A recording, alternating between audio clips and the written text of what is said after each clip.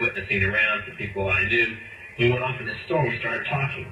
I said, David, I'd like to ask you a couple questions. I said, I already know the answers, but I've been gone for 5 years. I'd like to know if certain things are still the way they were when I left. I said, now I'll have to explain some of this when I'm done, because you're not going to understand it all unless you know something about music. I said, do they still take the master to the temple room? Dave said, yeah.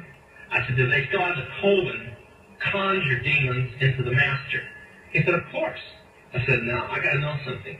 What's the main reason for rock music? He said, come on, Lance, you know what the reason is. I said, please, David, I don't want to guess. Tell me what the main reason is. He said, the same as when you were in, so that we could play spells on people that we couldn't cast spells upon. I'll explain what that means in a minute.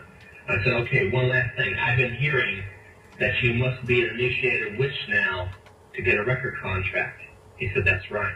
He said, many of us that weren't total witches have to be witches now in order to produce music. Thank you. The master is a tape about as big as the top of this podium that looks like an overgrown 8-track that the album is cut on and is placed in a machine that produces and presses the records and the 8-tracks and cassettes that you buy.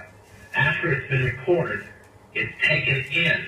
This is why a master's cut months in advance before it's released.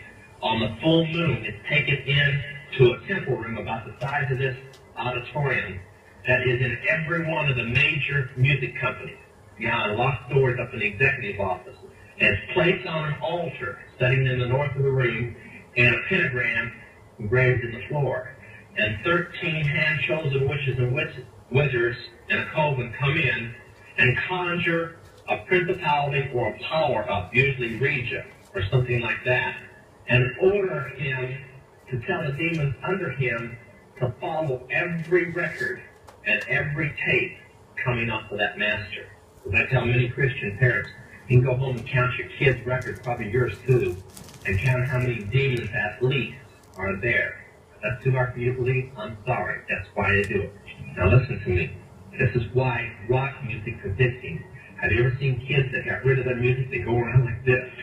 They can't wait to find a rock station somewhere and they sneak off just like getting a cigarette or a fix because it's addicting. That's why they can't give it up. The rest of the conversation was this. You can't cast a spell on a Christian, but you can get a Christian to cast a spell on themselves. If you give the permission for the spell to work, being a Christian will block it. And rock music is not just a song. It is supernatural music that which is carefully designed by their spirit guides or familiar spirits in the form of spells. Now, although the devil's music's power is the music and God's music is the words, much of the songs are written in what we call witch language. Give you kind of an idea. You talk, many of you talk on a CB, unless you know what a smoky is, and a 10-4, and a front door and back door and rocking chair and these type of things. You don't know what you're talking about. Same with witches. When you're in the first and second level, you have to learn over 2,000 words that said by anybody else mean something totally different than when you say it. Elton John has said he's never written a song or sung a song that wasn't in which language. And I'm going to show you something. See how many kids in here are beyond and adults. How many remember and have heard at least several times a song called Hotel California? Somebody tell me what it meant. Quickly, somebody tell me what it meant. Huh? That's pretty close. But from the words, what did it mean? Well, that's more of a guess. See, most people can't tell you. That's why when people do drugs and they listen to songs in which language, they get some of the meaning. But most of the time, they can't tell you.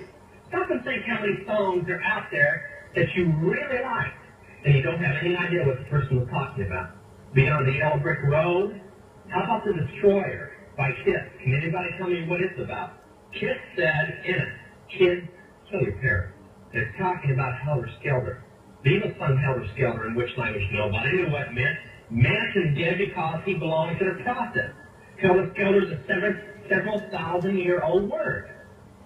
Most of the music is either about Helter Skelter or a place called the Nightleaf, which is what Hotel California is about, and different doctrines of witchcraft.